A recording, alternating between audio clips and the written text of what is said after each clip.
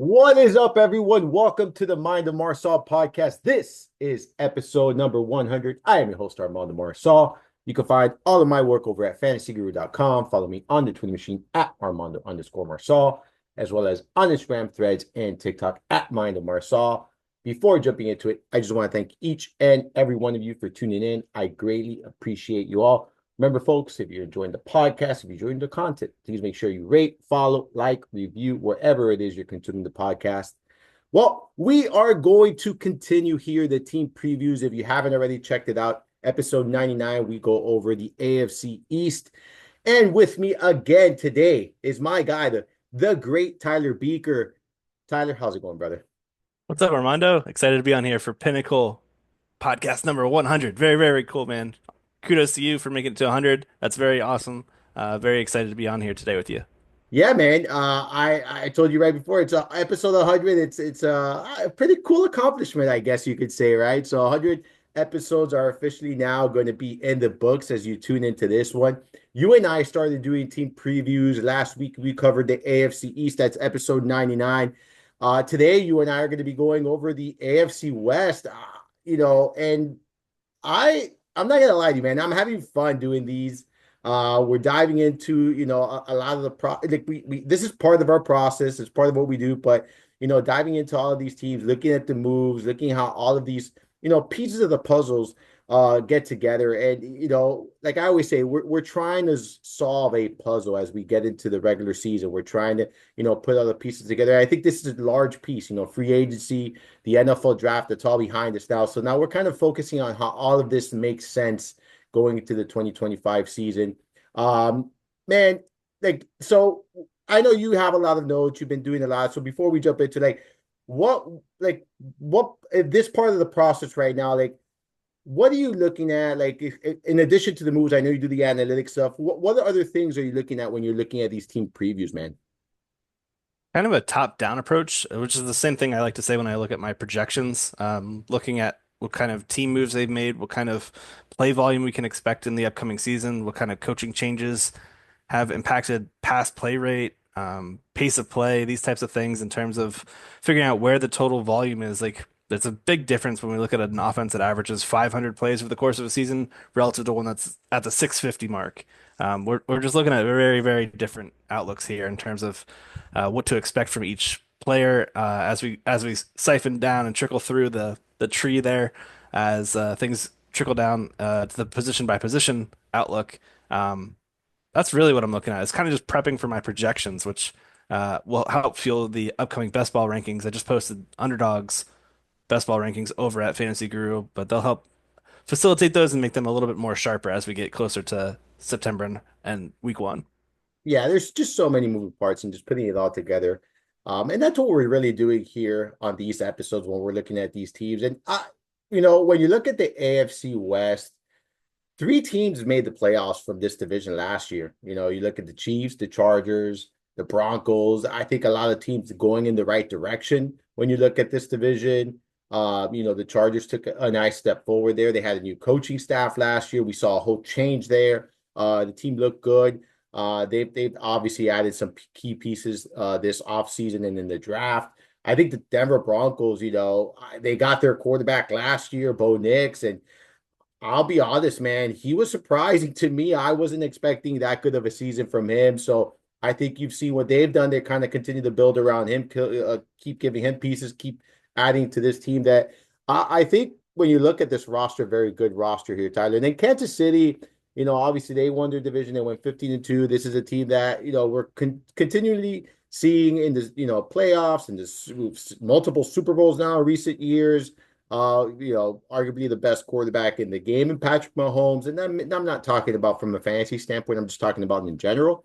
You have a great coach in Andy Reid. So really, really good division. And you have the Raiders as well, a team that, they have a new coaching staff there this year. They have a lot of new faces on their team. So I think this is a very interesting division. I've had fun diving into everything here. I know you and I talked a little bit about this, but give me just your quick overview, like on this division. Do you think that we can get another three playoff teams from this division? I think it's wide open. We saw a lot of great moves from last season, the 2024 season, in terms of teams taking steps forward. I think we can add the Raiders into the mix here for 2025, given all the turnover we've seen, the front office change, the whole offensive identity change for Las Vegas. It looks like a brand new team as we flip over to 2025 and look at what they bring to the table relative to last year.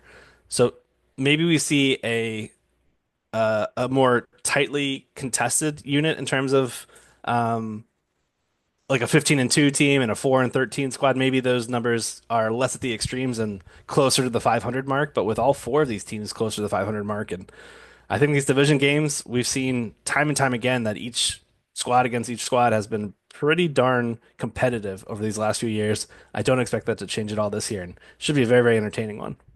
Yeah, I agree. And I think what you said right there, where you're going to see like, so Kansas City 15-2 last year, their winning percentage 8.882. I agree. I think you're going to see closer to a 500 mark for a lot of these teams. I think there's going to be a lot of competition in this division. And I wouldn't be surprised if the winner of this division is decided towards the end of the season. Like I really would not be shocked at all if you see that, down the stretch here with this division. So let's dive right into it, dude, because last time you and I we went team by team. We're gonna do it again. We're gonna go alphabetical order. And we're gonna discuss every single team in depth here, Tyler. We'll start off with the Denver Broncos. And to me, I mean, look, they lost Javonte Williams. Our guy is no longer there. Finally, we don't have to worry about Javonte Williams in Denver anymore, whether his role is going to be a full-time back, a part-time back, no back at all, like zero opportunities. They added RJ Harvey in the draft. They added receiver Pat Bryant in the draft. They added Evan Ingram this offseason. To me, this is a great addition. They've also added some pieces, to the defense. You got Greenlaw there. You got defensive line DJ Jones. You have Jaquan McMillan, the corner. They added another corner, Jade Barron in the draft. So they've really addressed both sides of the team here, offense, defense. I like what I've seen so far from Denver. I think the addition of Evan Ingram is huge for Bo Nix. I mean, now you have a security blanket for the young quarterback. We know how they like to look at their tight ends. You obviously have Cortland Sutton there, so you get a running back like Harvey, who I think that it could be their three down back there in Denver. I'm excited for Denver in 2025. Tyler, where do you stand with this team? For sure. I mean, last year we saw a big jump. They jumped all the way up to 10-7, third in the AFC West, won that wild card spot. The defense, you talked about a lot of the transactions they've made there. Last year they were a great unit, number one in lowest EPA per dropback, number four in lowest EPA per rush allowed. This is a top five unit. And now we add some really good weapons here. Just gives Vance Joseph some more tools to play with. Uh, Dre Greenlaw, I was really excited for that signing. Unfortunately, got injured about a few weeks ago. We'll see how long that injury lasts, but that was a big hit to their team. Um, in terms of the signing, I thought Greenlaw was going to be a huge difference maker for Joseph. But they've got some linebackers, they've got some pass rushers, they've got a heck of a great safety and cornerback situation going on there. The defensive backs, man, this unit's exciting. Offensively, heck, dude, Bo Nix came in and basically did his best Drew Brees impression, playing point guard in Sean Payton's offense. Number 10 scoring offense, 25 points per game. And that was with the Javonte Williams fiasco of a ground game that just largely faltered. So I think this team has a really strong foundation to build upon as they enter 2025, potentially making an even deeper postseason drive than what they did last year. Hopefully, they just don't get matched up with a wild card road game against Buffalo like they did last year. But I'm excited for this group. You add in all the rookies they've added this offseason, all of the free agents they've added, and this team has a good shot at being, heck, maybe even a better than a 10-7 squad when we turn to 2025. Yeah, I mean, they're 13-4, 12-5. Like these are all reasonable expectations here for this team. A team that already had a really good foundation, in my opinion. You got a good coach there as well. So I do think things are looking bright in Denver there. And again, it's a matter of like I think they're in play for their division as well. I think you can make a case for them, the Chargers, and all the Chiefs, all three of them. Like for this division. I'm not sure the Raiders are quite there yet. We'll talk about them when we get there, but I do think that this team has the supporting cast on both offensive side of the football and defensive side of the football to be to win their division here. When we look at things from a fantasy standpoint, so Bo Nix, you mentioned, had a really great season, finished QB 8 in fantasy scoring, QB 11 in points per game. When you look at fantasy production, top 12 quarterback, are you taking him as a QB1 right now in a single quarterback league, Tyler? Yeah, I think you definitely could. I mean, he averaged just shy of 20 fantasy points per game as a rookie. And when you talk about like the lack of an option over the middle of the field that Evan Ingram brings, like you kind of alluded to it a little bit ago, I think there's room for improvement from Bo Nix, who, man, he was just playing great. This offensive line also have to give them their flowers. Number one, ESPN's pass block win rate. The starting five return in full. That's bringing another year of continuity. They're helping Nix stay upright. His 4.06% sack rate, that was bottom six among qualifying QBs. So they're keeping Nix upright and healthy. Add the additional weapons here, add a full offseason for him to get further into the system and learn the scheme a bit more. I'm definitely in for a top 12. Hell, I'll say top 10 fantasy campaign for Bo Nix. Count me in, brother. Yeah, I like it. I mean, you have the sneaky rushing upside as well. You mentioned everything about the offensive line here. They were top 12 in run block, top five in pass block. Very good offensive line. You mentioned everyone returning here.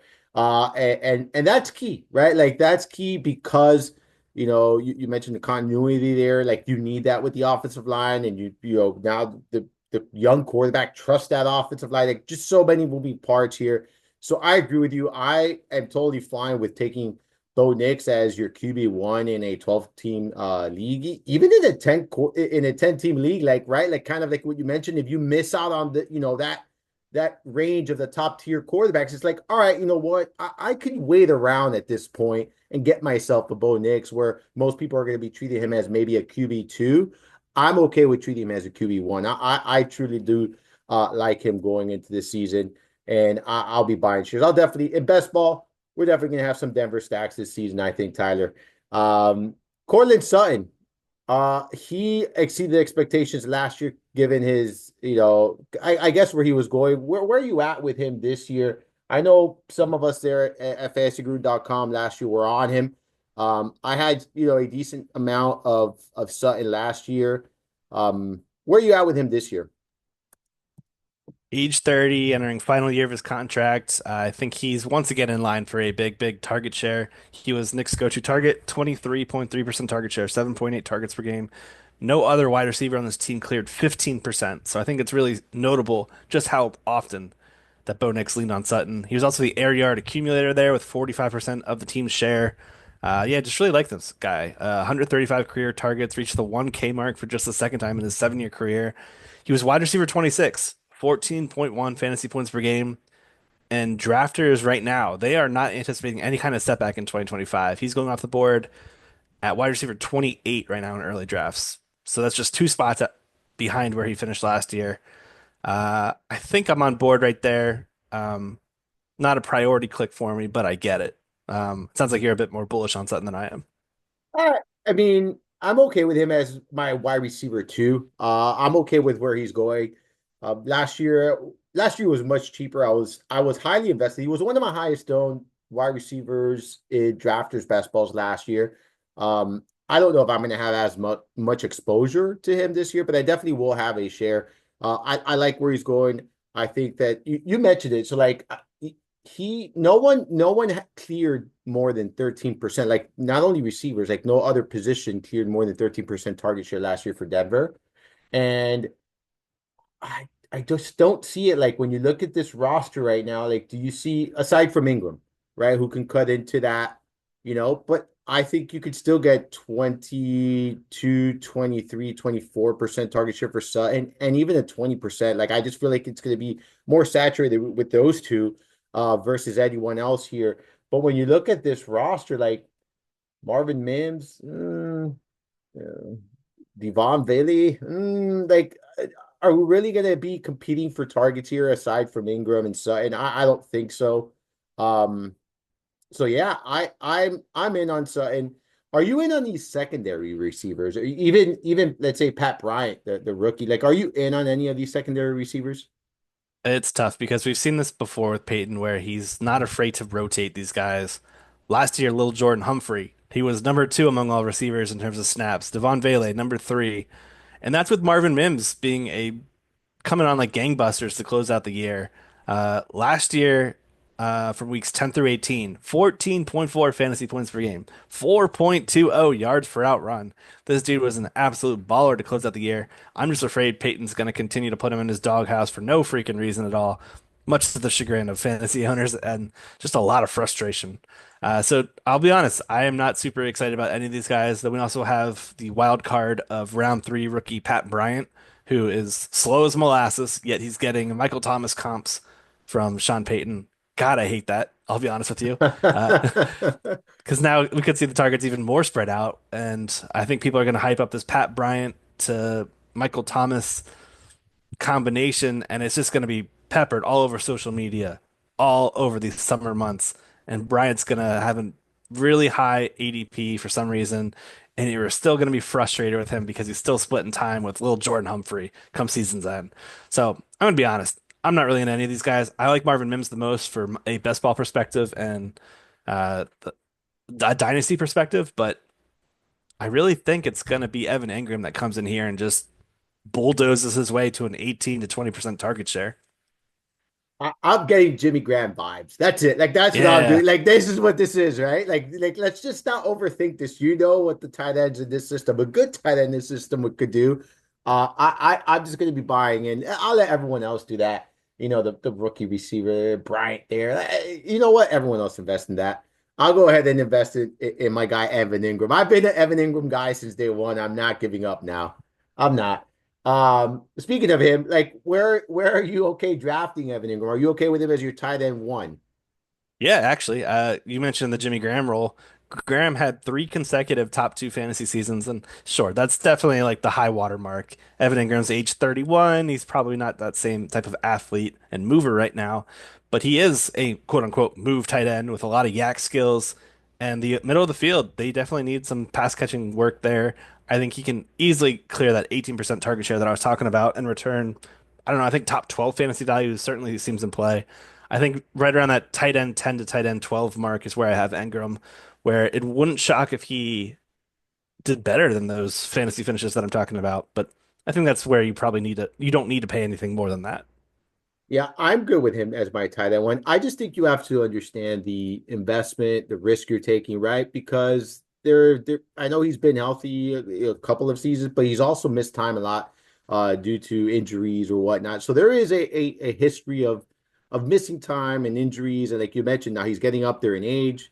So I there is that concern for me, but again, I don't think you're not taking him in an early round pick or anything like that. So I'm okay with him as my tight end one. I just understand what I'm investing in. I think if you are investing in him, just have that in mind. You're investing in a tight end that he's getting up there in age and has a track record of injuries there. Um, let's look at this backfield here in Denver. So they took RJ Harvey in round two of the draft. Behind him, you have Audric Estime, McLaughlin, who you know, Tyler Batty. I mean, does Harvey really have any major threat behind him where you don't see him stepping into solidified role right off the bat? No, I think he is in for a legitimate bell cow role right off the bat. We talked about the offensive line being a strength for the pass game. You can say the same thing for the run game. They finished number one in ESPN's run block win rate, number 11 in PFF's run block grade. Uh, I'm really just bullish on this guy. He's a 5'8", 205-pound back out of UCF, 91st percentile speed score. This dude can pick up chunk gains with ease. 52 different times he picked up a gain of 10 plus yards or more on the ground last year. And we've seen Sean Payton time and time again put up these fantastic fantasy ceiling performances with his running backs. He's got the ideal draft capital. He's got minimal competition for touches, and he's got the ability to catch passes out of the backfield. I think this guy could be a legitimate bell cow and a player to target in all formats. rookie drafts and redraft leagues alike, I'm all the way in. I think this guy's going to be a fantasy star, and he's on the older side, 24. So to me, that just kind of tells me he's like a ready to go, ready to play right now type of asset. Are you thinking RB2 and redraft, or is that too high for you? I'm good with RB2 myself, but where are you at with him? Sure. I mean, I think he's front end RB2, like RB 15, maybe RB 17, somewhere in that range. Yep, I agree with that right there. Yeah, I think this is the thing. Like the what happened last year, right? You had a mix of McLaughlin, Williams, Estim. Like I don't see that happening this year. And combined, it was what they averaged 21 opportunities per game between the three. I think this is Sean Payton's guy, right? Payton, this is my guy. Let's get him. He fits here. I think you're going to get plenty of opportunities there for him. I agree with you 100%. I think he's going to be an every down back for them. Yeah, McLaughlin will get involved. There's going to be other backs involved, but I would say upwards of 60% of the opportunities for this offense is what I'm expecting for Harvey in 2025. So I'm treating him as such in every format. I agree with you. Like for me, in redraft, you take him. In best ball, I'd be taking him. Dynasty, you take him. He's going to be part of this young offense, like young foundation that they're kind of building here under Peyton. So I am looking forward to this season for him. Um, Yeah. When I look at it like from a redraft lens too, he's going in round 5. So you can spend your first 4 rounds, let's say get 3 receivers and a stud running back, Harvey is your RB2. You're walking out there with a big smile on your face. I think you really crushed the draft if you do that. Yeah, that's a great point, right? Like, because now you got two potential RB1s. Like, you essentially can. Like, if we have him that high, right? Like you said, 15 to 17, I agree 100% with you. He's for me, he's a top 15 back. Like, that's kind of where I'm seeing him right now. So if I'm getting myself a RB1, high end RB1, three really good receivers, and then Harvey as my RB2, you're like you said, you're winning, I think, a lot of your drafts. So I like that. I like that approach. And I also think like if you go with I don't want to say a complete zero RB, but like kind of a semi RB, a zero RB approach where maybe you don't take a Sure. running back into the fifth round, right? And I know there's a name and it's slipping my mind right now. There's a name for that when you get in like the fifth round or whatnot. But if you wait, to get your first running back in the fifth round, you could be hitting a home run with Harvey. So like I like that idea as well there. Um, Anything else here in Denver that we haven't discussed or you want to talk about here?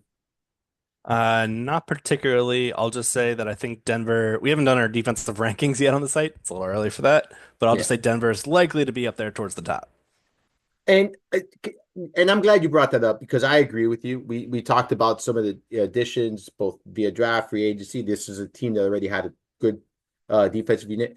I don't care what division they're in, right? Like if they're this good, they're gonna create turnovers, they're gonna get sacks. Like so, like if you're investing in them, like you're probably gonna have to you're not gonna be able to get them in the final round of most drafts, right? If they are a top 5, 6 rated defense on the rankings. Um, but but if you do get them, you start them every week. Like that's why you got them. Don't if you're gonna sit them when they play the Chiefs or you're gonna sit them when they play the Chargers, like they're in the division. That means that's 4 games of the season. So just keep that in mind. I just wanted to say that because when I get a good defense, I play them against anyone. And that's just how I approach it. So that's what I would do with Denver. Any thoughts on that? Just that they finished number 1 last year among all scoring defenses. So don't be shocked if they have a high ADP. I didn't actually know that. So, Yeah. yeah, you learn something every day. We're not diving deep into the team DSTs. We're team IDP over Wait, here. you didn't know that? No, I didn't know that either.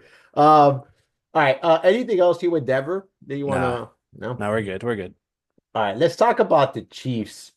And they lost, they obviously lost Thuddy there, Joe Thuddy. That's a huge loss for the offensive line.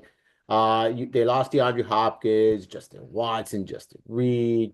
They added some pieces here. They re-signed Hollywood Brown. I think that was interesting, right? Because I think he showed some chemistry with Mahomes last year. I think they continue to build off that. He missed most of the season last year, right? But when he came, it kind of didn't really miss a beat. It looked like he had been playing with them for quite some time. So they did good there. They franchise tagged Trey Smith.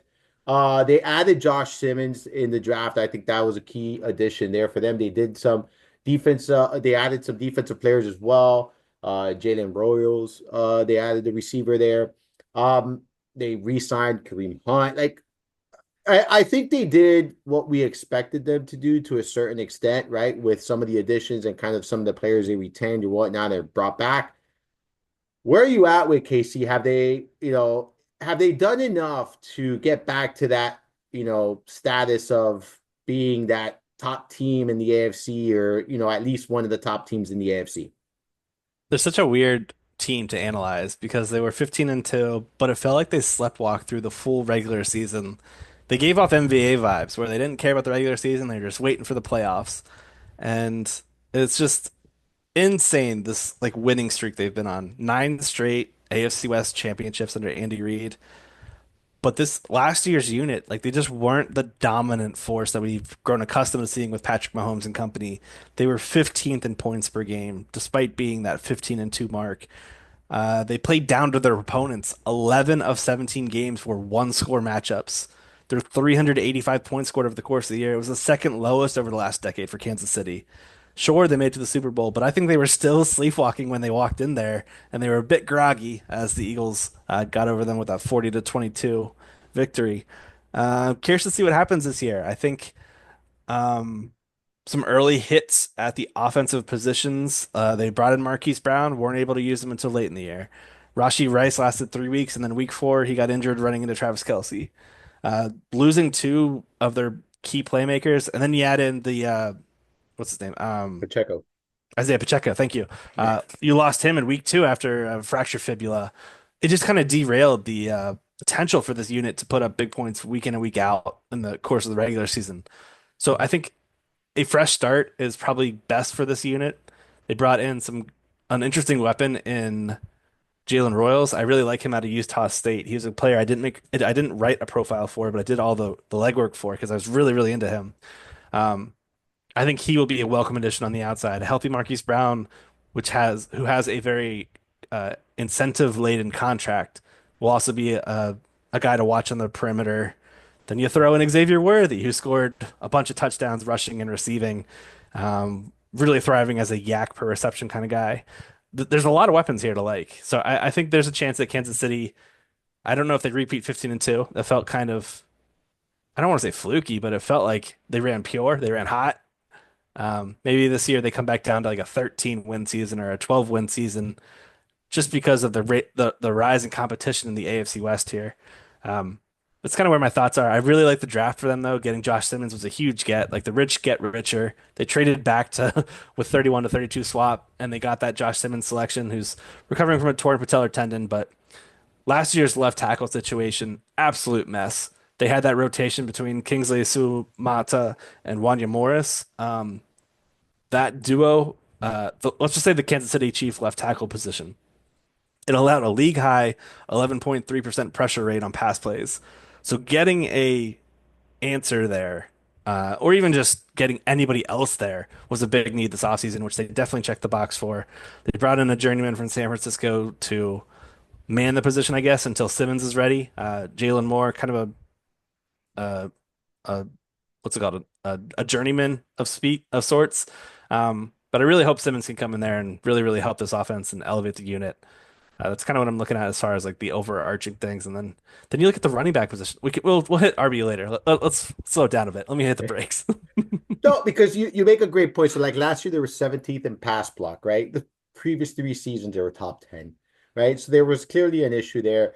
And I think it's a great point that you mentioned all of the injuries that took place on the offense, right? Because this was a team that since they lost Tyreek Hill, they really offensively weren't posting up those massive numbers. But like you mentioned last year, it just kind of looked like they were dragging like through the season, like kind of just going through the motions. Um, and they weren't that dominant team, like you said. So, but I think the injury to Rice, the injury to Pacheco, the fact that Brown wasn't ready, like all of this is important, right? Like all of this plays a role in why this team wasn't maybe that dominant last year. It did feel 15-2 did feel fluky. It kind of felt like the Vikings like the year before, right? Where it's like everyone's like, did they really, But yeah, I think that this is going to be a much better season for Kansas City. Listen, the way I view it is when you have Andy Reid as your coach and you have Patrick Mahomes as your quarterback, you're going to figure it out. Like you're just one of those teams that, and they've showed it. They're figuring it out. They're a team that's tough to beat. It's not always going to be great for fantasy. Patrick Mahomes has taken a step back in fantasy, right? He's still a floor play, but that ceiling we used to get from him, we really haven't seen it all that much in recent years. So things have changed in Kansas City, but without a doubt, they're still one of the best teams in football right now. Like just because you can't rule them out. Like it's just when the Patriots had Tom Brady and Bill Belichick, it's just like when you've seen Drew Brees and Peyton, like these are teams that are always going to be in the mix when you have two really good, one of the best players at their position, and then one of the best coaches in the game right now. So yeah, I'm not worried at all. But let's jump. I'm not even going to start that quarterback like we did. No, we're going to go straight into running back because I do want to talk running backs here. Okay. Yeah, let's do that because I agree with you. I feel like this is one of those backfields that I don't know if I want to be invested in. Like, I don't know if I want to invest in Pacheco. I don't know if I want to have that week to week headache. Do you think that Pacheco is going to like be that guy that everyone wanted him to be? Like, I think that ship has sailed. I 1000% agree. And I do know I don't want Pacheco at all. Okay. I'm fully out. Like he fractured his fibula, and when he came back, he just was not the same. Including the postseason, he played I think about 8 games or so, and he just really wasn't that quote unquote angry rusher that we loved to watch and thought he was so exciting to and provided fantasy value. So including the postseason, when upon his return, he averaged just 3.4 yards per carry, scored 0 touchdowns, had 1 carry over 10 yards over that 8 game sample. Maybe he was rushed back too soon. Maybe he just needs the full offseason to get healthy and get right. I'm not taking that chance. I think he's cooked. Kareem Hunt also looked cooked, 3.6 yards per carry. He was 45th out of 46 in explosive run rate among all backs with 100 plus carries. The only one worse than him was Gus Edwards. There's just no juice here, which was why the rushing attack was so lackluster. They were pretty poor in terms of yards per carry as a team. They were 4.0. That was 28th. Yards per game, barely over 100. They're ranked 22nd. Um, and this is also an Andy Reid offense. They're consistently among the top in terms of pass rate and pass rate over expectation. So just the pure rushing volume is just not going to be there. But I will say, like all that stuff aside, with the incumbents. Now we flip the page to 2025 and the new guys they brought in. I really like the Elijah Mitchell edition, who he missed all of last year. Okay, he's also coming off injury, so there's also a bit of a question mark there. But as a prospect, 4.33 speed. This dude was super effective anytime he had any kind of spot starts in San Francisco over his time there. I look at games where he picked up 15 plus touches over the course of his career, which includes the postseason. And in those games, he averaged 96 yards from scrimmage in those games, almost 15 fantasy points per game, 4.47 yards per touch, which is right on par with what guys like Kenneth Walker did last year, Tony Pollard, Kyron Williams, guys that are in that RB2 mix for sure. Um, then I look at the round 7 rookie they got, Brashard Smith out of SMU, who's kind of a wide receiver slash running back weapon. 23.3 miles per hour, one of the fastest backs in this year's draft class, added in the receiving skill set. And I think one of these guys, I'm not sure which one at this time, Elijah Mitchell or Brashard Smith, is going to be one of those guys where you will be coveting him on waiver wires sooner rather than later. So they are fantastic late round selections in my eyes. And ambiguity breeds opportunity. We talk about it all the time in fantasy. Add in the frequent red zone appearances for this offense, and I think there's definitely some upside here with one of these guys. I'm just fading the incumbents and the older guys who have minimal draft capital tethered to them, and perhaps it could be really easy for Mitchell or Brashard Smith to just come in here and become the new RB1. I couldn't agree more. And the fact is, you don't have to spend any like True. much draft capital, right? Like, is Mitchell? I'm sure Mitchell's being drafted in best ball right now. I'm assuming he's being drafted, but in the late rounds. Like, I would but I haven't done the best ball draft yet. But I'm going to safely assume that he's being drafted in the late rounds of Correct. Yeah. next year, right? Why not? Like Kansas City was eighth in red zone scoring attempts per game last year, right? Like they were up there. They're a team that's generally in that top 10 at time, but most seasons are top five.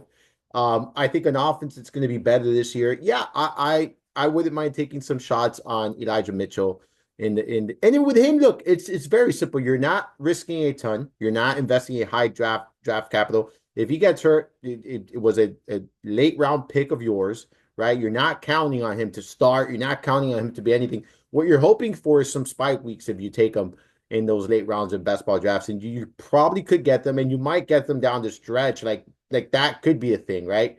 And if Mitchell stays healthy here, I do think he could carve out a role. Like why not? Like you look at the backfield ahead of him, and you mentioned it. Hunt's getting up there in age. Yes, he's been around. He knows the system, whatever. Pacheco just didn't look the same last year. And maybe, like you said, maybe they did rush him. Maybe they did rush him back. Maybe he was playing at less than 100%.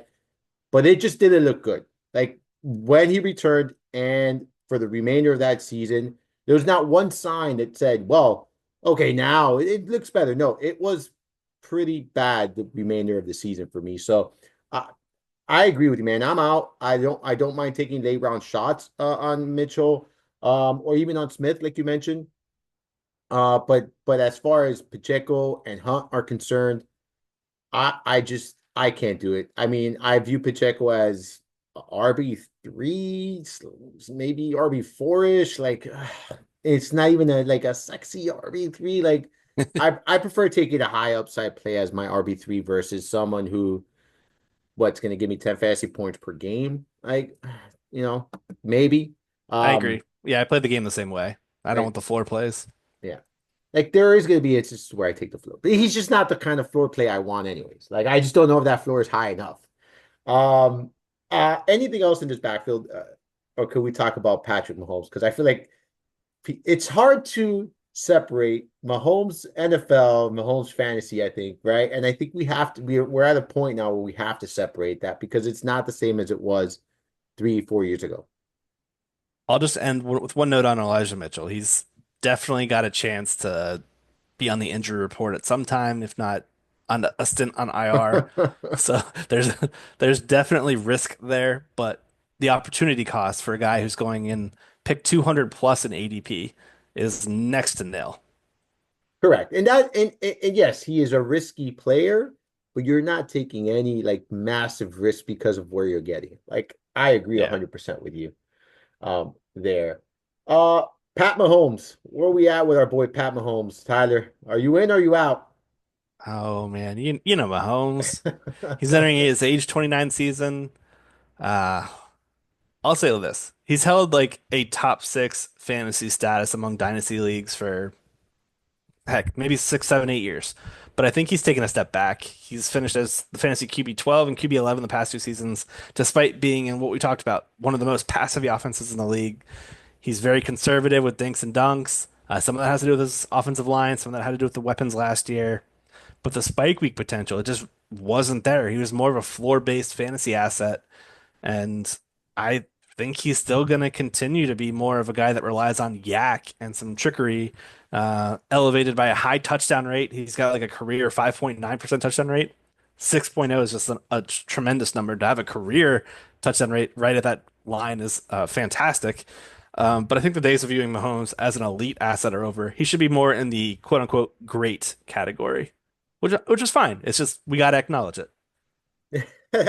Look, he's a great quarterback. The way I view him is if you're looking for a weekly floor of 19 to 21 fantasy points, you get Mahomes. Like that's your weekly floor. I think last year his best game was 31 and a half fantasy points. Like that was his best game. He topped 30 just once last season. Like I don't think he's I don't think he's gonna give you that 50, plus like performance like maybe that you had maybe several years ago where he would throw for 400 plus and five touch. I just don't see many of those, right now, given the offense, given, this team. Um, is it impossible? No.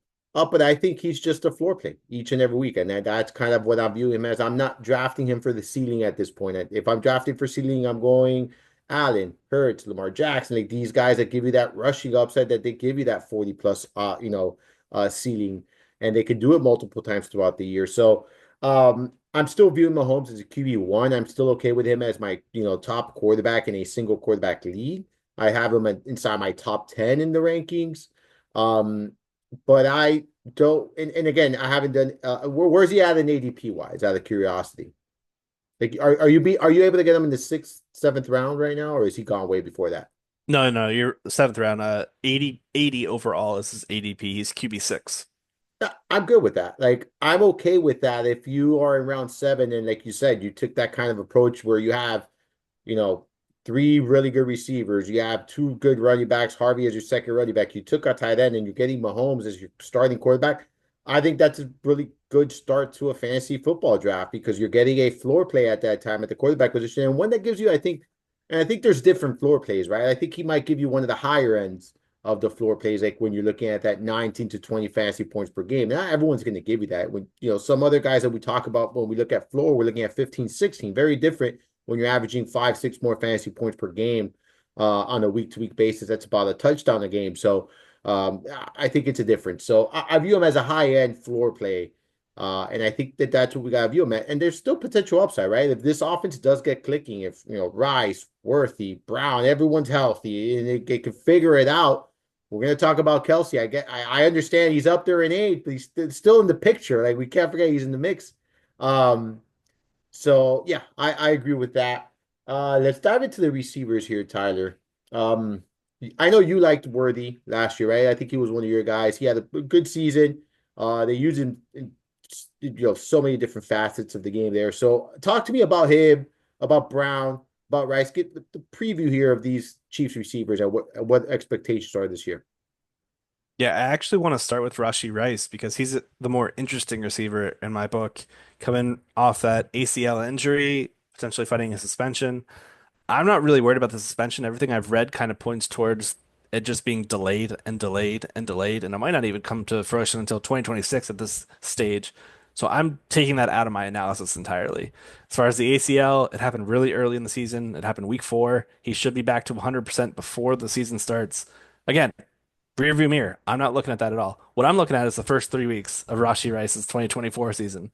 His stat lines: 7 for 103, 5 for 75 and a touchdown, 12 for 110 and a touchdown. Red hot, man. Red hot. He basically took over the Travis Kelce role as the short yardage target accumulator, working out of the slot for him. I really like where he's going off the board right now. He's wide receiver 18, which may feel steep, but again, when you look at those stat lines I just said, and when we think about Travis Kelce now entering his age 36 season, I just see Rice being the guy in this offense as Mahomes' go-to option, and he's someone that he has clearly built strong rapport with, even more so than all the other wide receivers that are on this squad right now. I just It's just an unfortunate injury derailed what looked like a promising 2024 season. I had Rice everywhere fantasy wise, and that was a real big kick in the nuts to lose him that early.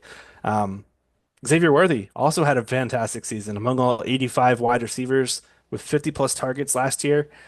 He checked in wide receiver 8 in yak per reception. He scored 9 times on 79 touches, particularly dangerous near the goal line. Explosive option.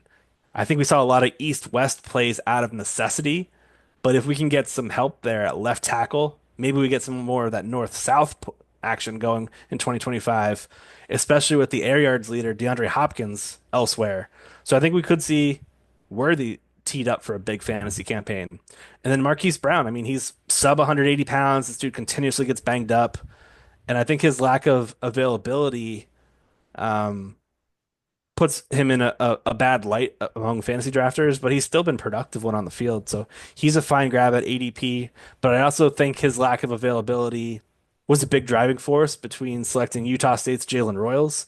For those unfamiliar with Jalen Royals' game, this dude is a baller. Let me just share some notable stats that I had based off my preview of him during our pre-draft process. Hold on, it's loading. For some reason, my photos are delayed. Um, this guy had the number one most gains of 50 plus yards. So he's an explosive playmaker. 15 total touchdowns in 2023, 120 yards per game his final season in just 7 games played, 3.00 yards per out run. He tied Matthew Golden, that 4.29 speedster from Texas, in the 10-yard split in the 40-yard dash. So he's very fast, very productive, able to pick up big chunk gains. I think he's a great addition to what this offense needs in terms of the north-south stuff I was talking about.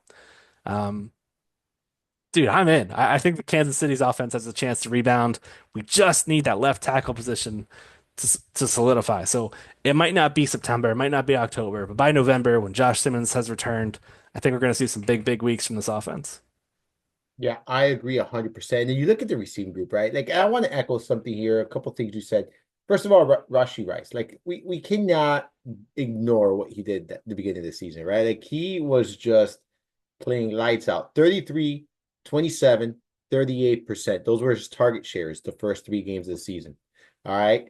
I mean, you mentioned it. 2 touchdowns in the first 3 games, over 100 yards in 2 of the first 3 games, 6, 9, 14 targets. I think that's here to stay.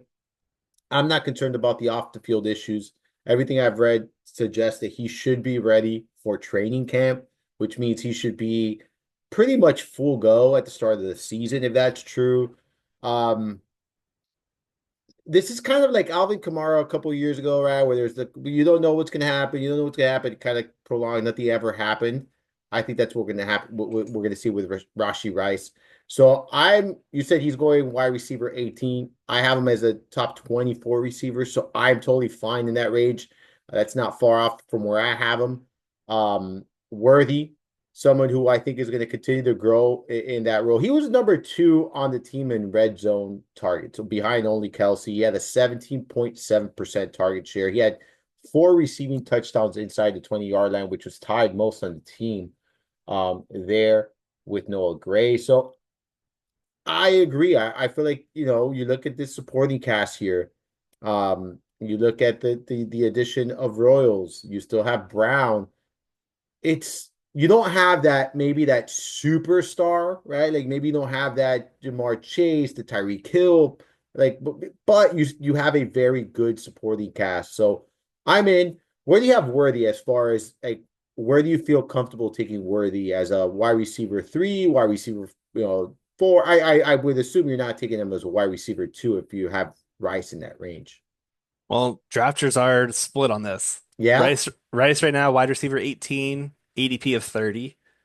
Xavier Worthy, wide receiver 21, ADP of 38. So they're very, very close in terms of where they're going off the board. It feels like people are split on which way the paths are going. There's a chance, I guess, both return top 24. I mean, we've seen plenty of quarterbacks. So, we've seen plenty of quarterbacks put up enough passing production and passing volume to to to allow for a pair of top 24 fantasy assets. Like the Eagles are a great example. The Rams of yesteryear were a great example. The Bengals, when healthy, have been a great example. Um, why not Rice and Worthy? They might not be top 5, but I mean, we could see a pair of back end top 20 options. Maybe they climb into the middle teens or the top end of the teens. But yeah, I think Rice and Worthy, I'm fine drafting both. I'll be honest. Last year, I did like a little cheat sheet where I had both these guys highlighted in like gold as priority targets, and my goal was to leave every draft with either one of these guys, Rice or Worthy. I don't see a reason to change that. Last year, it was a lot of projection where we were hoping that the torch got passed from Kelsey to Rice and that Worthy would live up to his round one ADP or round one draft capital, pardon me. Um, we've seen it now. We saw it for the first 3 weeks that Rice was hitting that to a certain degree. He was taking over like a 30% target share, as you mentioned. And then Worthy also, big plays, a lot of touchdowns, a lot of work near the red zone. I think both these guys have a chance to pull off top 24 campaigns. So I'm drafting both at ADP. All right. Yeah, I'm good with so I view Worthy more as wide receiver 3. And so that's kind of, like you mentioned, I know he's going more in the wide receiver 2 range, but I'm good with him as wide receiver 3, but I think there's upside there in best ball. I'm okay with taking him there. Redraft, I might be a little bit more hesitant when it comes to that. That's fair. If he's at that ADP. Now if he's going in that 30 range, yeah, I'm in. But at that ADP redraft leagues. I might be a little bit more hesitant, but I do agree with you where I think they both can return that kind of value. Like if Mahomes, if everyone like plays up to expectations, I do think that they could return that kind of value there. Are you taking any shots on Brown like at all late in drafts? So okay, the two-part question. In best ball in Kansas City stacks, are you taking shots on Brown or are you instead going Royals or both? And then in redraft, are Royals and or Brown in your radar or on your radar? Yeah, that's a fair question. I think I would really only pursue Brown and Royals in best ball if I've already got a Chiefs stack going, where I'll have Rice as a priority target in best ball and redraft. But I think you made a good point there. If redraft starts at formats of prioritizing Rice over Worthy, despite the closeness in ADP, I'm with you there, lockstep for sure. I just wanted to echo that before moving on here. As far as redraft for Brown and Royals, see, I feel like Hollywood's probably more of like a floor play where. I don't know if he's still springing it. I don't know if he has that potential for 100 plus yard games. Where Royals, I'd rather roll the dice on an explosive young rookie over a an injury prone 28-year-old that is under 180 pounds. So yeah, give me Royals over Brown. But Royals, I think in redraft, you probably don't need to pick him. I don't think he'll see the starting lineup enough to merit it. And once he does have some splash plays, you're probably chasing and competing with everyone on the waiver wire. So honestly, it's a really tough play because I don't usually have the back end of my fantasy squads with these types of plays. Usually it's filled with running backs that offer handcuff upside or contingent upside, not generally these wide receivers. So, as much as I like Royals, I think the answer is probably neither in redraft. These are really just best ball targets for me. Yeah, and I think those are fair points right there. I think those are fair points. I agree with you. I agree with you as far as like, especially like in most 12 team leagues, like probably not drafting either of the two there. Um, Quick, Travis Kelce, in or out? Yeah, I'm out. Yeah, me I too. feel like he got by with receptions last year, but it was career lows across the board and like efficiency and yardage. And I think it was really just because Rice got injured that Kelsey was able to put up another 90 plus catch season. I'm out. Yeah, I don't know if I want to go through that myself. I rather just if I do play them, it'll be DFS.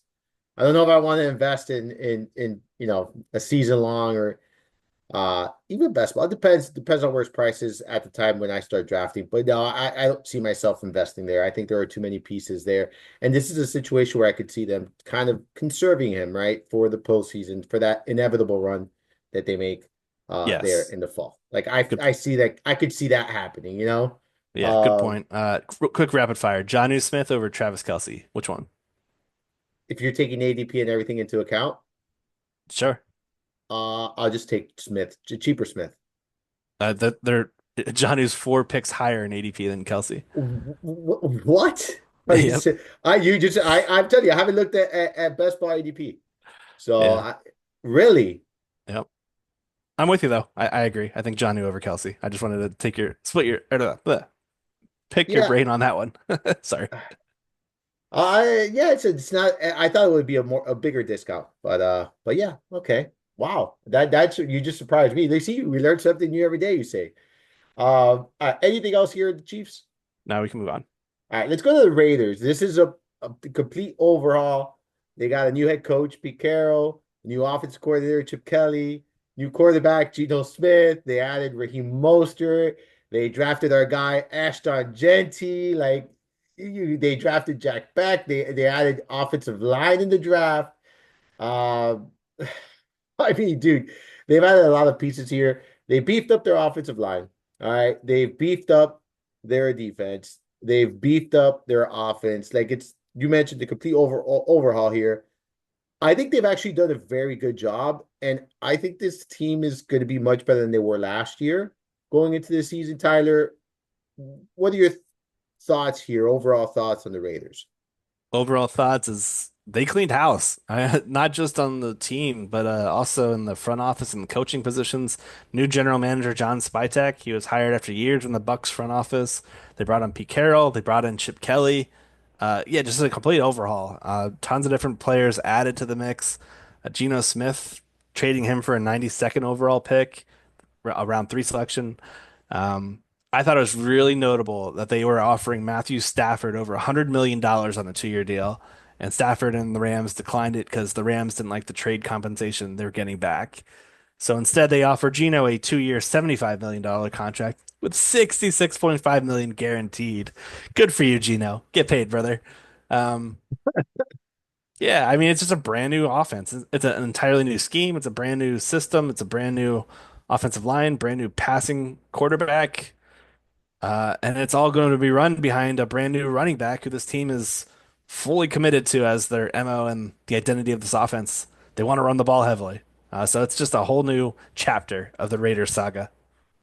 Yeah, I'm actually interested to see it play out, right? I'm interested to see what this offense looks like, what this team looks like. I am more so, I guess, selfishly excited for Ashton Genty, who I really like.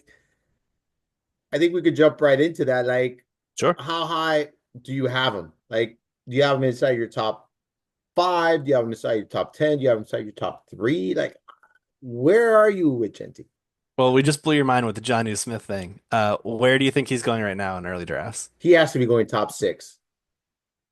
He is going eight overall, Okay. 8.3. He's RB4. I'm good with that. Like, I'm Yeah. expecting 300 plus opportunities immediately for him. Like, I don't see it any other way. I look at this roster, I look at this depth chart, and you couldn't pay me, right? You couldn't pay me as a head coach to give opportunities to anyone else in this backfield when I look at this backfield. Raheem Mostert at this stage of his career, no. Sincere McCormick, no. Zamir White, we've seen that. We've done that. Not going to happen. I mean, you only take Genty out like to get some water to relax and get right back in there, right? Like, and then that play you don't even call a running play. Like, there's just I wouldn't even put a running back out there. Like, are you taking him with a top 8 pick in your drafts? Absolutely. Yeah. So usually in best ball drafts, I'll let my round one pick just kind of naturally vary based on my draft selection. So if I have a pick 7, 8, or 9 and Jonte's there, I'm definitely gonna be happy to select his name for sure. I'm not gonna reach for him if I have like a number 4 overall pick. I'll just say that. But yeah, he's definitely worth a round one pick in my mind for best ball and for redraft leagues alike. Don't overthink it. He's going to be the face of this franchise. 185 rushing yards per game his final year at Boise State, 30 total touchdowns. And yeah, he's great as a rusher. He also led the nation in yards after contact per attempt, missed tackles forced per attempt. This dude's a stud on the ground. But the year before, 2023, he also had 3.19 yards per out run as a receiving back. This dude can do it all. So I don't think he even leaves the field on third downs. This guy's only leaving the field when the defense is on the field. He should get a lot of work, a lot of touches. He's elusive, explosive, productive, versatile. They're going to build the entire offense out of him. So when you look at how weak the RB group is behind him, like you mentioned, there's no need for him to ever leave the field. I think he's a top 10 selection in all drafts and period. We can move on. Yeah, there's not much else you could say. Draft Ashton Genty in the first round of your fantasy drafts and just move on. There, I agree with you 1,000,000% when it comes to him. And I'm just gonna add one more thing. He can also pass block. Like he can also pass block. He's good in pass protection as well. So that's very important. I know that that doesn't give you fantasy points, but it's going to give you opportunities on that field there. Quarterback situation, you mentioned how much money they gave Geno Smith. There's no denying that given the way they drafted, given the way they handled this, right? That they're putting their eggs in the Geno Smith basket, at least for the foreseeable future here in Las Vegas. QB2 in a super flex league or not much interest. Yeah, I've got him like right there in that QB2 3 cusp. So his fantasy campaigns over the last 3 years, QB8, 18.5, QB23, 15.9, and then QB15, 16.5. And then we can add in the element where we're looking at like a Chip Kelly, Pete Carroll offense, where we're expecting them to be a bit more run heavy than what we've seen from Seattle. Uh, those 3 years, though, Gino has been incredibly efficient. He leads all QBs over that span in completion percentage over expectation. That largely just means he's taking the passes that are there for him. So, hell yeah, check it down to Ashton a ton, brother. but he's not a quarterback to target in single QB leagues. He's really just like a floor-based play in QB2, QB3, where the ceiling spike weeks I think are going to be too sporadic to be able to tell. Where it's not going to be a target of mine. I'm just really not interested. Yeah, I'm not big on Geno Smith from a fantasy standpoint. Um, I not haven't been not going to be on him this year.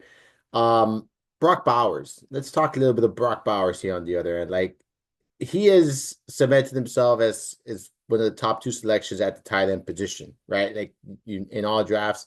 I would think it's McBride or him, kind of flip-flopping as far as 1-2 there.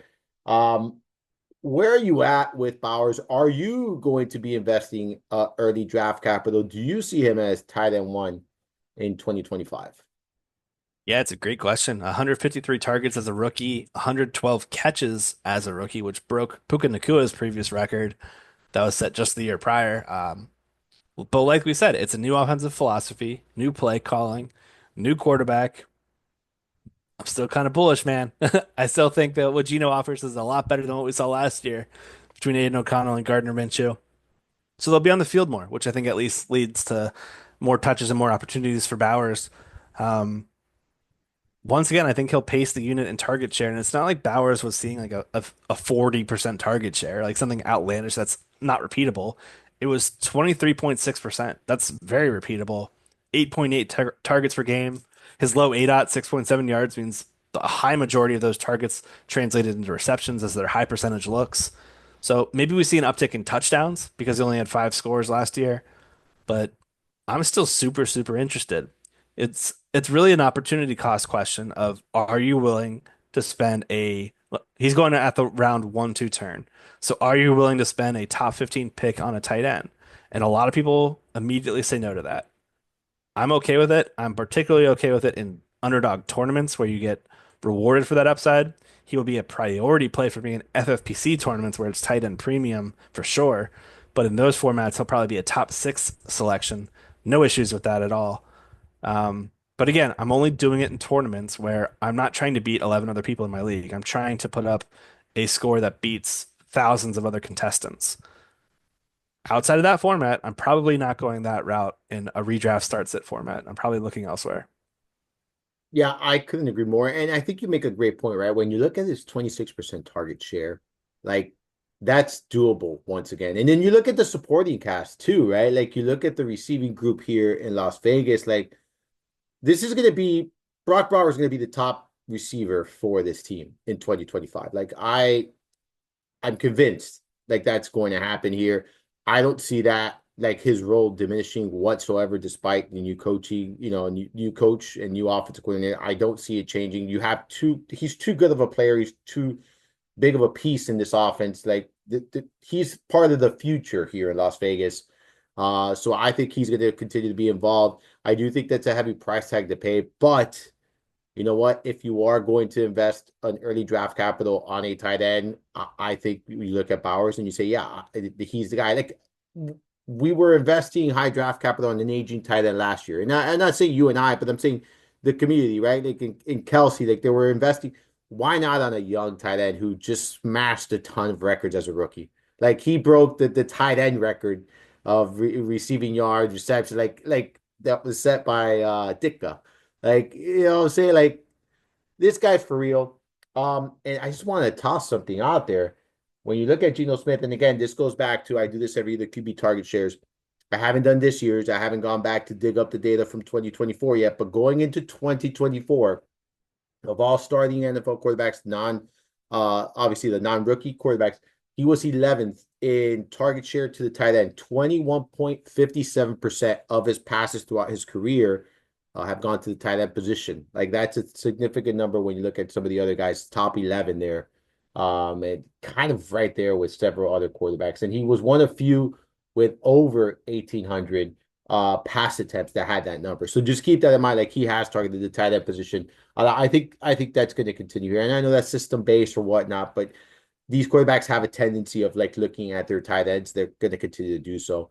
So I'm in on Brock Bowers. Do you have him as your top tight end, like period on the board, or do you have McBride over him out of curiosity? I do, yeah. I'll say that I think there's a better opportunity, I'm sorry, a better probability that Bowers finishes as the highest target earner on his team relative to McBride versus Marvin Harrison Jr., who could take a step forward in year two. I agree 100%. I agree 100% with that.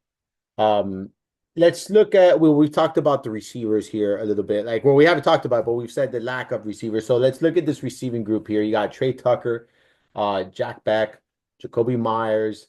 They drafted Dante Thornton Jr., Tommy Mellett there, Colin Johnson. Like Jacoby Myers, I think will be the top guy, right? Like I'm okay with him in fantasy. Are you on Beck? Like, do you like Jack Beck? Yeah, let me just say Jacoby. I think he's underrated. If I'm a dynasty contender, I'm interested in buying him right now because you can get him as a throw-in on deals right now, especially if you're in the middle of a rookie draft to slide up or down a little bit. Throw in Jacoby, sure, why not? He's older. Who cares?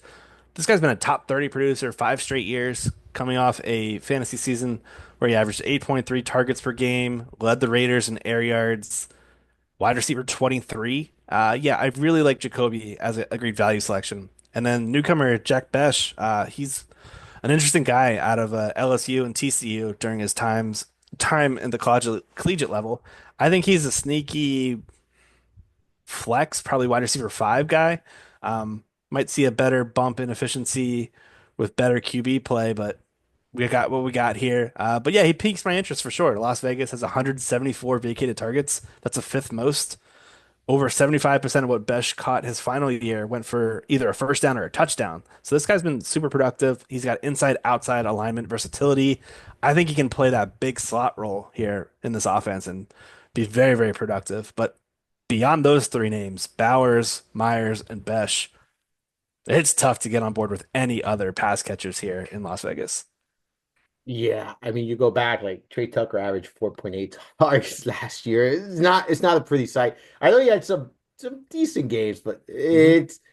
it's just like outside of DFS, like Flyers or best ball, like stacks, like just don't know. Like there's not consistency, there for some like Tucker, in my opinion. And I agree. And we can't forget Gianti's going to be involved in the passing game as well. Like that's inevitable here in Las Vegas. So, um, man, yeah, I'm like for me, it's Bowers if you're willing to take that, first round or early second round tight end. Um, Ashton Jeanty, I'm 100% in on, and Jacoby Myers at where he's going, I'm in on as well. But I feel like this is one of those offenses which is really straightforward here. Um, anything else here for Las Vegas? Anything else of note that we should?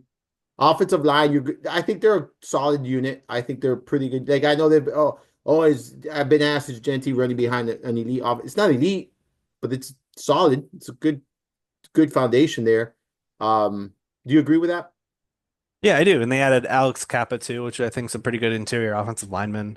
They were kind of middling in the pack last year. They were 22nd in run block win rate for ESPN's metrics. Yeah. Um, but yeah, I mean, it's really just defenses didn't have to respect the deep ball last year. So they were able to stack the box, put a lot of guys in there and slow things down. They were dead last in yards per carry, dead last in yards per game on the ground. It was an easy defense to defend on the ground. This is going to be a far different unit here in 2025. Yeah, I agree with you 100% there. All right, let's jump to the last team here in the AFC West, and we got the Los Angeles Chargers. So they lost Joey Bosa, they lost Josh Palmer, they lost Christian Fulton, Morgan Fox. They added in the draft Amari and Hampton. I thought that was a great addition. I love the fit here. Trey Harris, Jamari Caldwell, Kyle Kenner. They added Mekhi Becton, Mike Williams back in Los Angeles, Najee Harris. That was short-lived. The excitement for Najee Harris in Los Angeles, that was short-lived. Tyler Conklin, I think that's interesting. Then they added defensive piece here, Jackson, Elijah Molden, Khalil Mack, and then obviously some offensive linemen there as well. I think the Chargers did well this, offseason slash draft period. Um, What are your thoughts on what they've done here? Yeah, I mean, this was a team that was year one into a new rebuild. They had a new head coach, Jim Harbaugh, a new general manager, and Joe Hortiz. They went 11 and 6. I think it was largely a success, but it ended super abruptly with an embarrassing 32 to 12 blowout loss to the Texans. But last year's unit, I mean, they were trying to implement a new offensive scheme, and it took some time for that to fall into place. Greg Roman's unit, they started the season the first 4 weeks of the year, 31st in pass rate over expectation, leaning heavily on the ground game. They were just not doing great with it. J.K. Dobbins, Gus Edwards, pretty inefficient when we look at the whole course of the season. They finished 27th in rush success rate. Not great. Not great. Um, so eventually they had to change their offensive identity. I think they struggled against some upper competition. They went 2 and 6 against playoff teams. Both those wins were against Denver. So there's a team kind of still finding their groove. They're still kind of feeling things out. They had some injuries along the way, especially on the defense. They took a toll there. But I thought 2024 was promising in terms of a new chapter. So when we talk about Las Vegas, the Raiders being entering a new chapter, I think the Chargers did it the season prior in 2024, and it was largely a success, putting them on the right path forward. I agree. I agree 100% with you. And I think they're going to take another step forward. And I think they've added the pieces here. Um, I still think they lack a I want to say like that alpha outside receiver, right? Like that guy. Do you think Harris can be that for them? What do you mean, dude? They got that in Lad McConkey. Come on, he's not their outside guy. He's their slot guy. He's their He's Cooper their Cup. alpha slot. He's their Puka Nakua, baby. And look, there's nothing wrong with that. I'm just saying, like that outside big threat out there. Um, and for those who are saying Mike Williams and whispering Mike Williams, listen. I like Mike Williams just as much as you do. All right, I love watching him play football, but the minute he goes up for a high catch and he does not break his fall with anything but his back or his hip, and then he's out for the next 6 weeks. All right, that's just the way he plays football. No, but look, I think this is a good offense. I actually think that Conklin addition is sneaky because he's like one of those like he's not super exciting. He's not super talented, but he's kind of that piece that fits what they do here. And it's going to give him that underneath outlet aside from McConkey, who could really, I mean, that guy could run a lot of these routes here. His route tree is pretty big. Um, but let's like so okay, so we'll start off. I guess we could start off with the receivers since I kind of went in that direction. Um, McConkey, obviously, he had a good season as a rookie. I think he exceeded expectations. Someone that was reliable. Durability, are you concerned at all in regards to McConkey durability? Look, he had a 24% target share. He averaged 7 targets per game. He appeared in 46%, or I'm sorry, yeah, no, 73%. He averaged 46 snaps per game. He has appeared in 73% of the offensive snaps. Really, I mean, it was a very good rookie campaign. He finished wide receiver 13 in PPR scoring, wide receiver 19 in PPR points per game, over 1,000 yards. Like, is this here to stay for McConkey? Is this going to continue in 2025? Yeah, he was the focal point of the passing attack. That's why I called him the alpha, man. He had just shy of a 30% first read rate, 2.57 yards per route run. Among all rookies, that was among the league's best. Um, 23% target share ahead of Quentin Johnston, number one receiver, number one chain mover. I like this guy. He was a top 24 finisher last year. Is he gonna flirt with top six status? Is he Jamar Chase? No. But is he in line for another top 24 season? Sign me up, dude. I think he's a great receiver.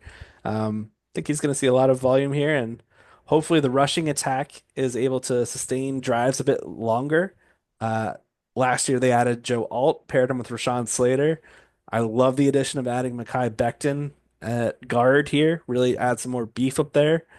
But yeah, I'm really in, man. I think this Chargers team, like you said, took a step forward in the right direction last year, and they're going to continue to do that in 2025. And a big part of that is going to be McConkey. So I have him as a top 24 receiver for sure. People are saying you have to have that, right? Over 100 targets last year, 82 receptions. Like I feel like that's here to stay. Um, we're curious as to where he's going. I'm assuming he's like wide receiver 17, 18 off the board ish, 16 maybe. More? Higher, higher, higher. Wait. Like higher, like As in closer to one. okay, that's why. Sorry. Wide receiver 14? 11. No way. ADP of Holy 18.7. shit. Holy shit. 18.7. He's back to back with AJ Brown right now. That's fucking crazy. Are you taking him there? Are you okay with taking him there? Yeah. I'm Okay. going AJ Brown over Lad McConkey for sure because I think Brown has a top six ceiling. Um, but next wave, eh. I'll tell you what, he's in a tough spot. He's going where HN is going off the board, Jonathan Taylor's going off the board, Trey McBride's going off the board. Gonna be honest, if I don't go RB in round one, I might be going RB there or McBride. But I yeah, think I he's in the I think mix. I take He's priced at a ceiling though. but I do think I take McConkey over McBride. Because I think you said something about McBride that it hit me, and I agree 100%. Like, I don't know if he's going to be the top guy as far as targets are concerned on his team. McConkey, you could pretty much pencil him in for that. Like, I don't see it. I don't see any other pass catcher on this team, taking away enough opportunities from McConkey to surpass him in any way, shape, or form. I just don't see it here. Even if everyone stays healthy. Like the only Yeah. way is McConkey missing time. That's it. Like that's the only time. But the games that McConkey plays, I fully expect him to be leading the team in target shares in those games. All right, so we are both in on McConkey.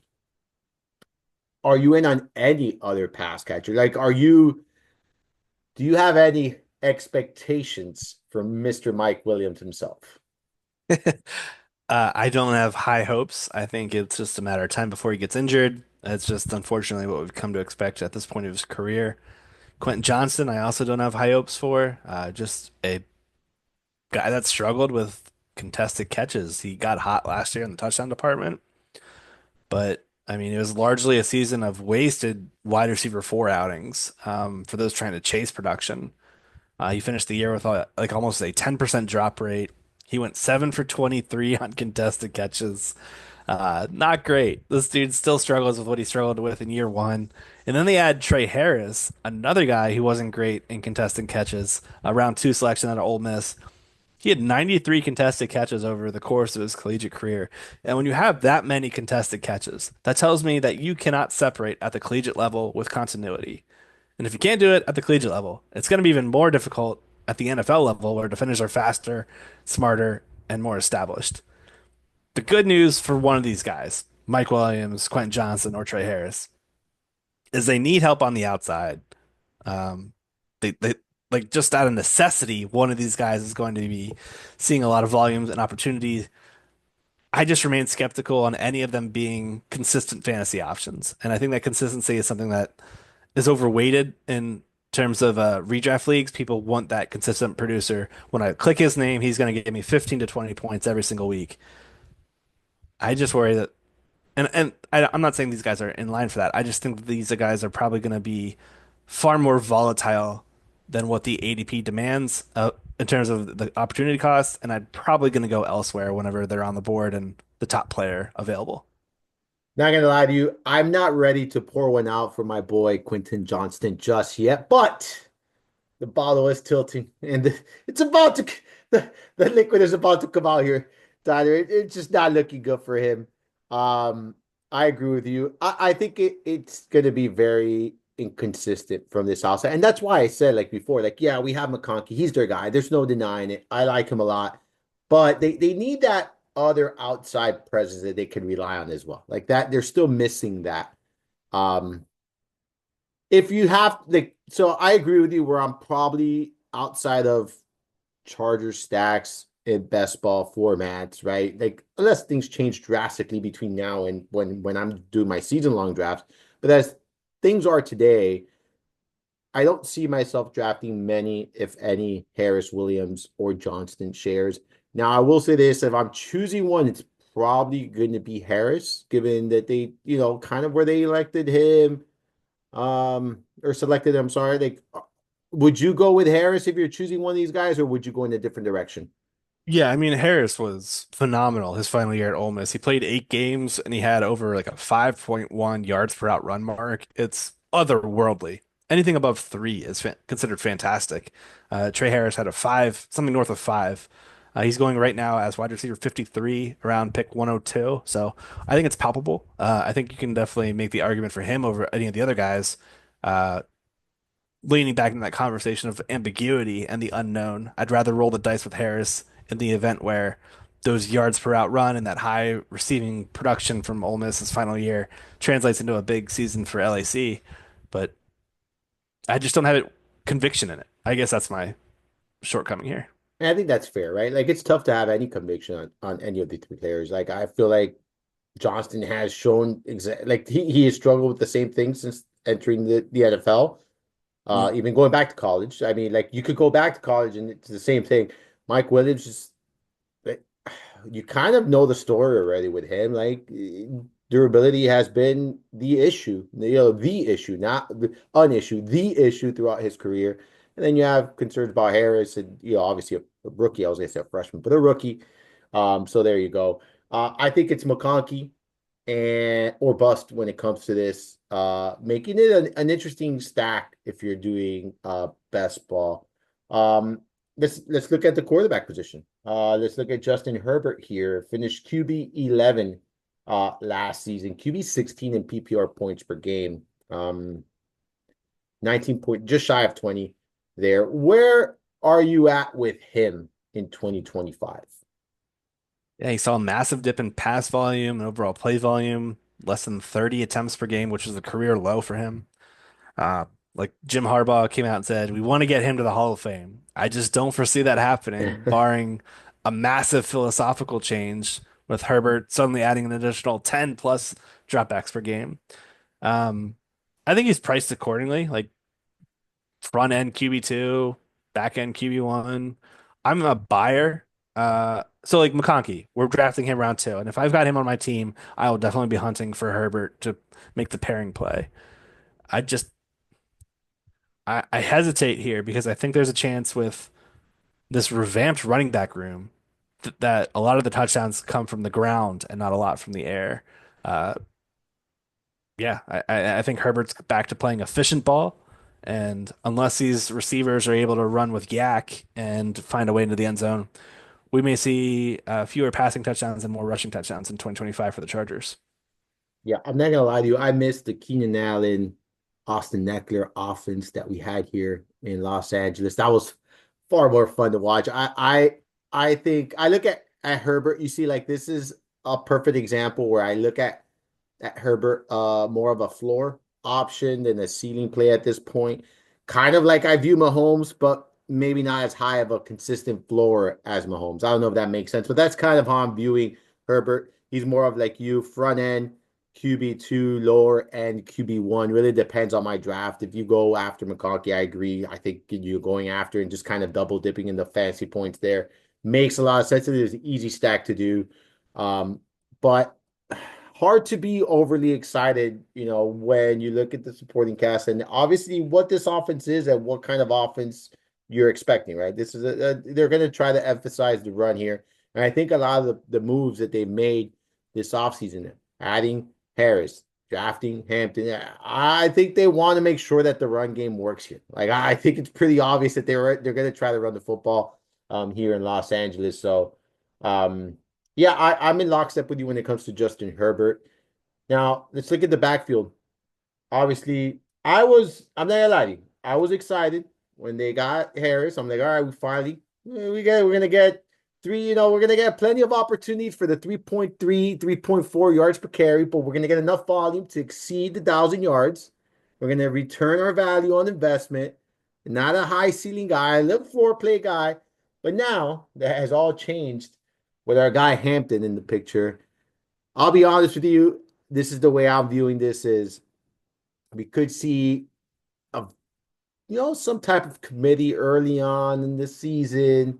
And by week 3, 4, it's going to be Hampton's world, and we're just living in it when it comes to this backfield. I think I feel like he's more talented than Harris. Like I think that he's a better running back than Harris. I just see him taking over this backfield sooner than later here. Where do you stand with it?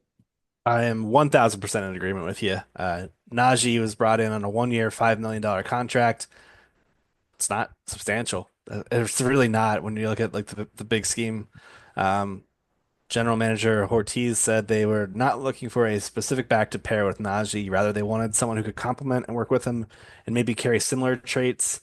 I'm not sure this team ever expected Omarion Hampton to fall to them at number 22. I thought there were a lot of teams ahead of them that needed RB, and they thought maybe they'd be looking at the second tier of running backs, the third tier of running backs. So adding both, in my eyes, is a huge upgrade over the J.K. Dobbins and Gus Edwards combination from yesteryear. Um, Again, this was a team that wanted to run the ball early in the year. They were just unsuccessful in doing so, so they had to pivot. Hampton, though, this dude is a beast from North Carolina, 93rd percentile speed score, back-to-back 1,500 plus rushing yards, overcoming a very, very poor offensive line at North Carolina. He's going to see far better blocking here in LAC. Three down weapon. Um, the front office claimed, quote unquote, both backs are starters. But I agree with you where I think the cream rises at the top. Hampton eventually oversees this backfield as the guy. The problem is the pricing right now. Hampton right now, RB 15. So you're paying to get him in the middle of round four. And Najee is RB 35. You're getting him like around 10, right around there. Uh, That's expensive. yeah. Like Would you cuff this backfield? you can. I don't like doing that, but so you're saying round what? Round Round four five, and round four, 10. five, 4 and 10. 4 and 10. Yes, I'm okay with that because Yeah. I feel like at any point you're going to get the majority of the workload, right? Like if Harris is that guy at the beginning of the season where he's getting a 60-40 or whatnot, you're going to get that. And then once Hampton, and when Hampton gets it, I think it's going to be more of a 70-30 than 60-40. I think Hampton's going to run away with it eventually. Like I truly do. Like you mentioned, like once you see him play and once they see what he's capable of doing, you're just not going back to Harris here. And I'm not discrediting Harris. But I just feel like Harris is a volume based running back. Like he's going to produce based on volume. He's not going to create the production on his own. He's not that kind of running back. I don't think he's ever been that kind of running back. Whereas Hampton, like there's explosiveness there. Yeah. But yeah, I am okay with to answer your question. That was a long-winded way of answering your question. But yes, fourth and 10, I'm in. Especially because we just talked about what does this offense really want to do, right? They want to establish the run. And I don't think it's surprising that they were unsuccessful in doing so last year, right? Like Dobbins, like coming off injuries and things like that. Edwards, who I mean, he's not a burner. Like you did you say he was last in you mentioned he was last in this statistic earlier. And I forgot what statistic it was, but he was dead last, I think, in one of those statistics. What was it? Explosive run rate. I mean, come on. How are you going to establish the run with that? He's a plotter. Yeah. Hey, Harris wasn't going to help you establish the run. I think we all do that. You're just going to give you volume. But no, I think this is Harvey or Hampton, though, if you're drafting. I'm going to go Harvey myself. Yeah, I think it's a clear outlook in terms of the less cloudy competition. Yeah. Uh, yeah. Yeah. But I do Dynasty think, wise, how would you answer that the same way? oh, Because Hampton's like 3 years younger than him, than Harvey. I have Hampton ahead of Harvey. I do have Harvey as number three, though. Let me post this. I mean, let me pull this up before I say it. So no, I have Hampton as number two. Yeah, I have Hampton ahead of Harvey. Same. Yeah. So your window matters for fantasy. Yes, correct. Yeah, and I think that's important, right? Like I do think that's important. In redraft, Harvey's the guy this year because I feel like he has a clear path for opportunities. Where if you're looking at the 3 year window, I'll probably take Hampton. And again, Najee, a 1 year deal. He could be out of the picture next year. Correct. And if he struggles, like you said, there's not a big investment. Like who cares? Yeah. Like who gives a shit? Like, you know what? Just ride the bench, kid. Ride the bench. Anything else here with with the tight end? We didn't haven't talked about tight end. they have Disley, they have Conklin. Neither of them are guys I want to rely on. I feel like more of a football, like more for football purposes than fantasy purposes. That's kind of how I view it. And then I hope that I didn't confuse anyone when I say I like the addition of Conklin, not for fantasy purposes, more of a football thing. Like I feel like he's a good piece for this offense and he fits well with what they do. I'm not investing in Conklin though, or Disley for that matter. Are you investing in either of these tight ends? No, I wrote in my article, this isn't a premium target earning spot. Keep these guys in mind purely for large best ball tournaments and FFPC dart throws where you get that boost. But Correct. yeah, I think this is more of like a DFS showdown kind of setup. But Yes. yeah, neither of these guys really on my radar for most leagues. Or you're punting the tight end position in any week in DFS, and it's a good matchup, and one of the For other sure. tight ends is out. Disley or Conklin is out. It's like, all right, one of them has a clear path. Let's go for it. I'll say that. I think you know what you're getting in both of these tight ends here. Anything else here for the Chargers that we haven't gone over, Tyler? And I think we hit the main stuff here. I'm trying to think if there's anything else. No, not really. All right. Well, that is all the teams in the AFC West. And you know what? We did it at a quicker time this time. I kept an eye. We did it. We did exceed the hour. But you know what? It's four teams, a lot of conversation here. But we did do it quicker than the last time. And like we did last episode when we broke down the AFC East, we're going to do it again here for the AFC West, Tyler. And we'll give our positional breakdown for the division. And we'll start off at the quarterback. And I think that's probably the toughest position to do here in this division, the quarterback, because I think you can make a strong case for guys like I feel okay. So we both agreed Mahomes is a QB1. We both agreed Bo Nix is QB1. You have Justin Herbert, that fringe. Geno Smith is the one that we know. He's going to be the fourth, unfortunately, of the quarterback. So, but who do you have number one? I have Mahomes. I'm still going to go with my weekly floor play of Mahomes. I agree. I Um, agree. Rasheed Rice, a healthy run game. Maybe we see them turn a corner here. I'm gonna go Mahomes number one, Knicks number two, Herbert number three, and then Geno Smith number four. there's no arguing for me at all whatsoever. I agree 100% with that right there. In lockstep with you. All right, let's dive into the running backs here for this division. Um, I feel like Rookie this is season, man. it's rookie season, huh? Like I just thought about that. Like it's rookie season. And it's funny because it's going to be rookie Kansas City for me. Yep, I uh agree. We're I think following ADP, I think. so Genty, Harvey, Hampton, and then I'm just not Elijah Mystery Mitchell box. and Mitchell, Elijah Mitchell, baby, let's go. No, Yeah, okay. How about this? Do you take Harris over the Chiefs backfield? That's yeah, okay. yeah. I think I would. I Yeah, do I too. would do the three rookies in the order you said, and then Najee, and then Casey mystery box number five. I agree 100%. All right, let's dive into the receivers here. This is going to be fun. I feel like this one's going to be fun here. Um, is McConkey your top receiver here in this division? You know what? I'm gonna say I think Rashi Rice has the highest ceiling. I don't disagree with you.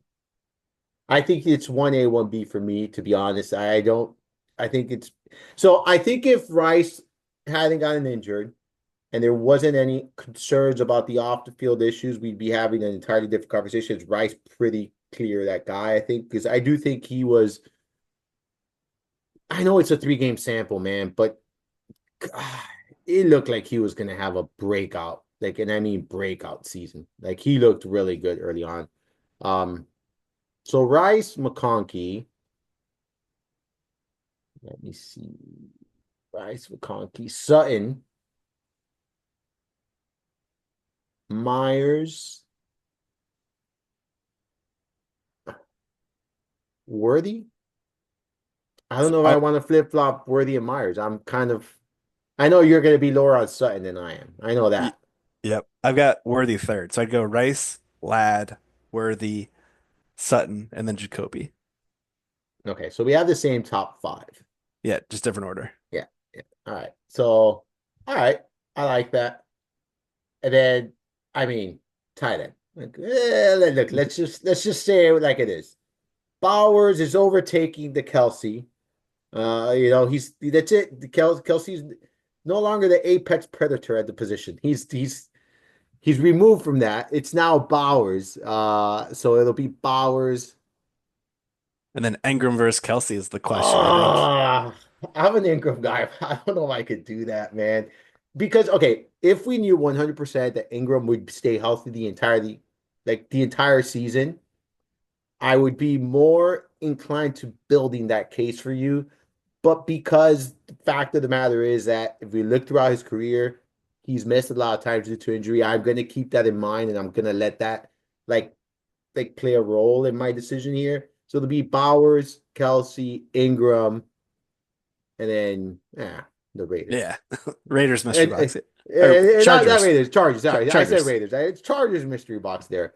That's how I have it.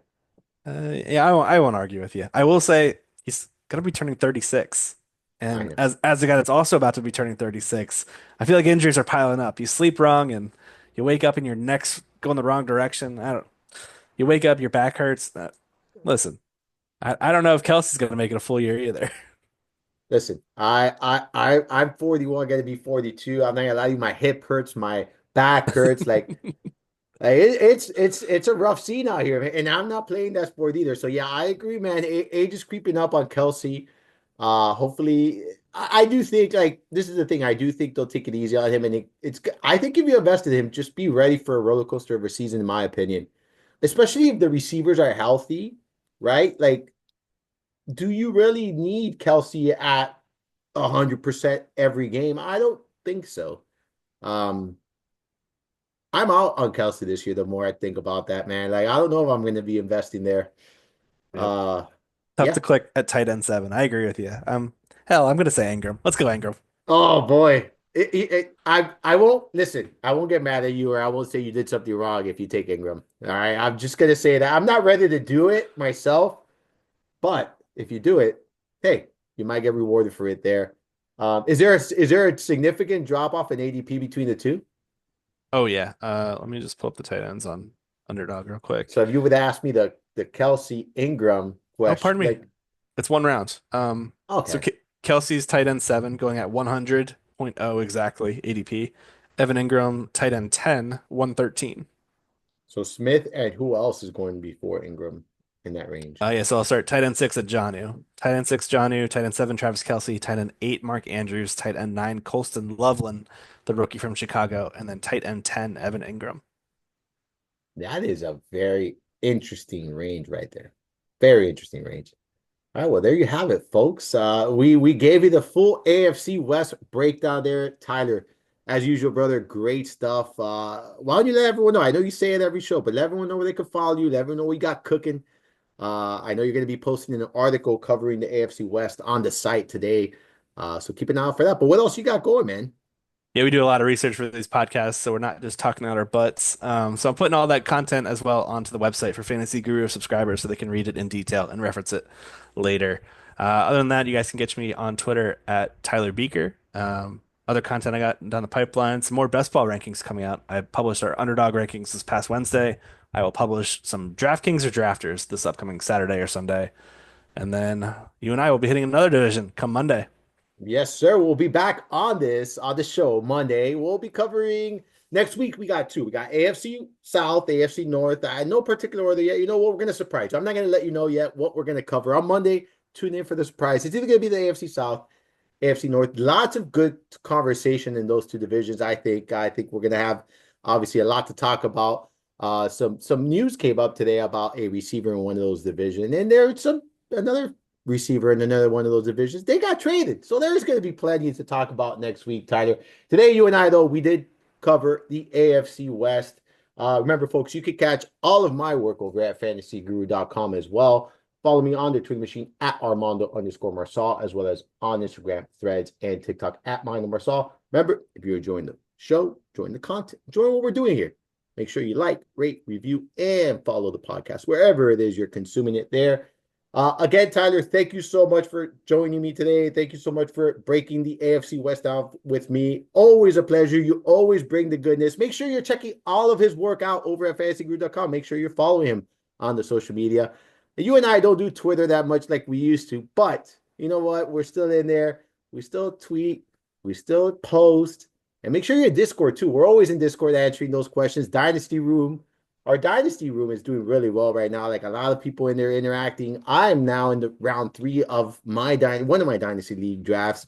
I went Travis Hunter with number one, and then my first pick. I had the third pick, and then Jaden Higgins number two. Pretty solid draft so far. If you're listening to this and you're in the league, I want to move out of my round three. So go ahead, shoot me an offer. I don't want to draft in round three, guys. All right, so make sure you do that. For the great Tyler Buecher, I'm Armando Marsal. Until next time, folks, hopefully you enjoyed this week's journey through the mind of Marsal.